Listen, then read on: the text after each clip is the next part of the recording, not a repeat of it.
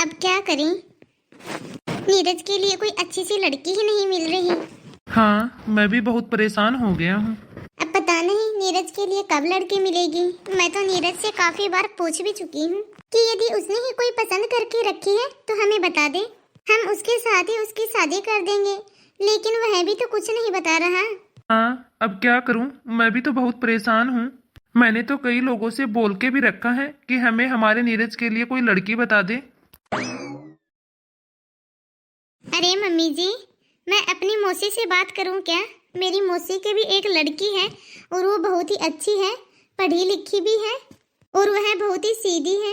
अरे बहू, नेकी और पूछ पूछ। हाँ बहू, जल्दी से बात कर ले अपनी मौसी से।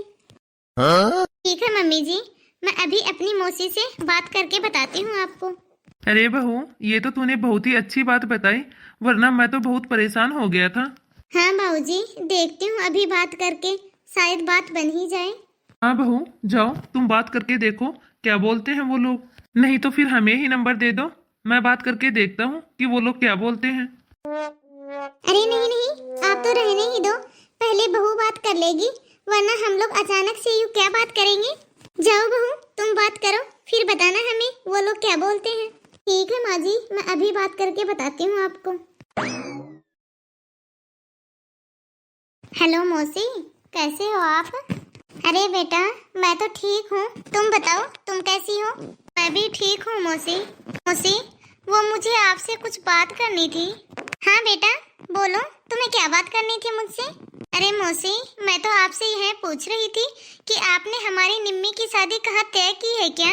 अरे नहीं बेटा, अभी कहाँ, अभी तो कहीं बात ही नहीं बन रही। बहुत जगह देखी बेटा लड़के तो, लेकिन कोई पसंद ही नहीं आ रहा, कहीं बात ही नहीं बन रही है। तो मौसी, मेरा भी देवर है, मैं अपने देवर से बात करके देखूं क्या? हाँ बेटा, एक बार बात करके देख ले अपने देवर से। ये तो हमारा जाना पहचाना घर है, इसमें तो कोई दिक्कत भी नहीं है, क्योंकि पहले से ही तो हमारी एक बेटी है वहाँ पे, तो दूसरी को देने में क्या दिक्कत होगी? तू भी तो वहाँ अच्छे से रह रही है ना बेटा, तुम्हें कोई परेशानी थोड़ी ना है। अरे नहीं मौसी, मैं तो यहाँ एकदम ठीक हूँ। चलो देखती हूँ निम्मी से बात करके, मैंने अपने मम्मी और पापा से भी बात करके देखी है। मौसी, अब आप बताओ कब आए हम लोग आपके घर निम्मी को देखने के लिए? अरे बेटा, जब भी तुम लोग चाहो आ सकते हो, बस आने से पहले एक बार हमारे पास फोन कर देना। तो ठीक है मौसी, मैं अभी मम्मी जी और पापा जी से बात करती हूँ और मैं उनको बताती हूँ, आने से पहले मैं आपके पास फोन कर दूंगी। बेटा, पहले ही बता देना, ताकि निम्मी भी छुट्टी ले लेगी 2-3 दिन पहले अपनी जॉब से। क्या मौसी, निम्मी जॉब करती है क्या? हाँ बेटा, निम्मी जॉब करती है, लेकिन मौसी वो यहाँ पे कैसे करेगी? अरे बेटा, वो तो फिर आप लोगों की समझ है, आप उसे नौकरी करवाना चाहते हो या नहीं। यदि तुम्हारे सास ससुर बोलेंगे तो नौकरी कर लेगी, नहीं तो फिर देखेंगे बाद में क्या करना है। ठीक है मौसी, फिर मैं बताती हूँ आपको। ठीक है मौसी, रखती हूँ आप फोन। मम्मी जी, मैंने मौसी से बात कर ली है। अच्छा बेटा, फिर क्या बोली तुम्हारी मौसी? अरे मम्मी जी, वो भी तो कब से निम्मी के लिए लड़का देख रहे हैं, तो उन्हें भी कोई अच्छा सा लड़का मिल ही नहीं रहा, तो मौसी ने कहा कि आप लड़की को देखने के लिए आ जाओ। अरे बहू, लड़की का क्या देखना है, लड़की तो तुम्हारी देखी हुई है ना, तुम्हारी बहन ही तो है वो, तुम तो अच्छे से जानती ही हो लड़की को। हाँ मम्मी जी, मैंने तो देख रखी है, लेकिन भैया को भी तो देखनी पड़ेगी ना लड़की, उनकी थोड़ी ना देखी हुई है। अरे हाँ हाँ, बहू बिल्कुल ठीक बोल रही है, जिसको शादी करनी है कम से कम उसको तो लड़की दिखाओ।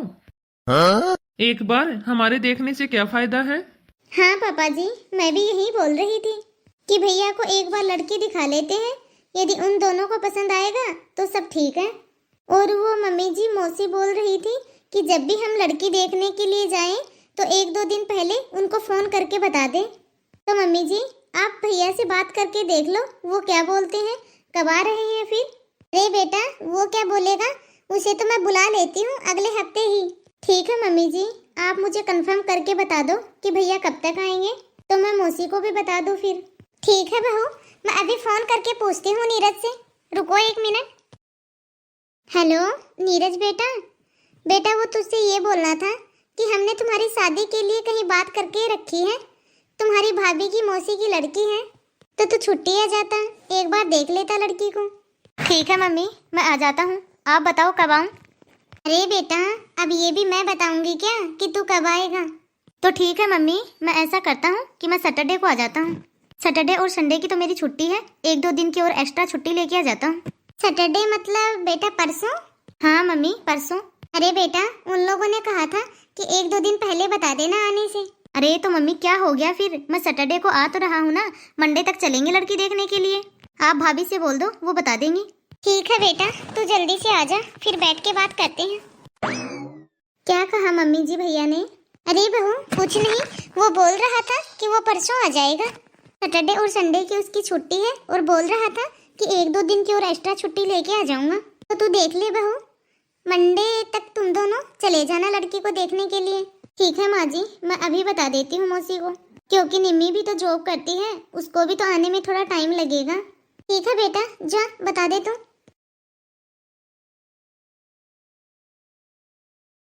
अरे माँ जी, मैं तो बहुत ही ज्यादा थक गई हूँ शादी में, तो मुझे थोड़ा बुखार के जैसा लग रहा है, मैं जाके थोड़ी देर आराम करती हूँ। अरे कोई बात नहीं दीदी, आप जाइए, आप जाके आराम करो, मैं हूँ ना, मैं कर लूंगी सारा काम। अरे बहू, अभी थोड़ी देर पहले तो बिल्कुल ठीक थी, अभी वो अचानक से क्या हो गया उसे? वो बहुत थक गई होगी बेचारी अकेली शादी में, बस थोड़ी देर आराम करेगी तो ठीक हो जाएगा। अरे तो काम उसने अकेली ने ही थोड़ी ना किया था, हम लोगों ने भी तो किया था, हम लोग भी थके हैं।